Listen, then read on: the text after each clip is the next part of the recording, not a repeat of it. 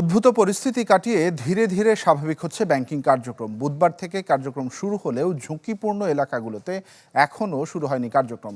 গ্রাহকদের সেবা দেওয়া হচ্ছে অন্য শাখা থেকে। এদিকে নিরাপত্তা নিশ্চিত করেই শাখা খুলবার নির্দেশনা দিয়েছে কেন্দ্রীয় ব্যাংক।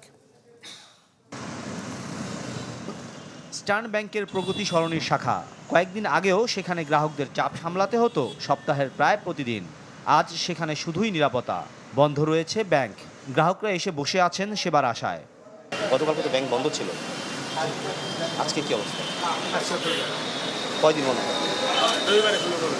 উদ্ভূত পরিস্থিতি কাটিয়ে সীমিত আকারে ব্যাংকিং সেবা শুরু হয়েছে বুধবার থেকে। তবে নিরাপত্তা বিবেচনায় বেশ কিছু এলাকায় ব্যাংকিং কার্যক্রমও বন্ধ রয়েছে। তাতেই দেখা দিয়েছে বিপত্তি। গ্রাহকদের অন্য শাখায় গিয়ে সেবা নেওয়ার অনুরোধ ব্যাংক কর্তৃপক্ষের। আর এ বিষয়ে মুখ খুলতে নারাজ ব্যাংক কর্তারা। একই পরিস্থিতি রাজধানীর মিরপুর সহ বেশ কিছু ঝুঁকিপূর্ণ এলাকার। তবে বুধবার বেশ কিছু শাখা বন্ধ থাকলেও বৃহস্পতিবার দেখা যায় খুলেছে সেসব শাখা।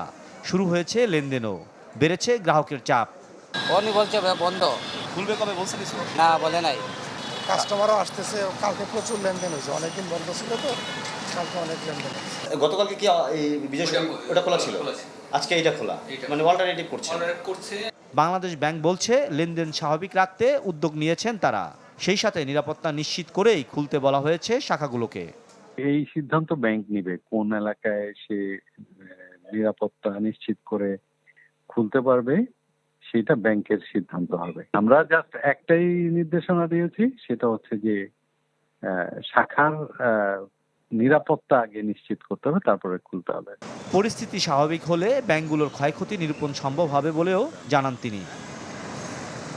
মাসুম মিয়া, চ্যানেল 24, ঢাকা।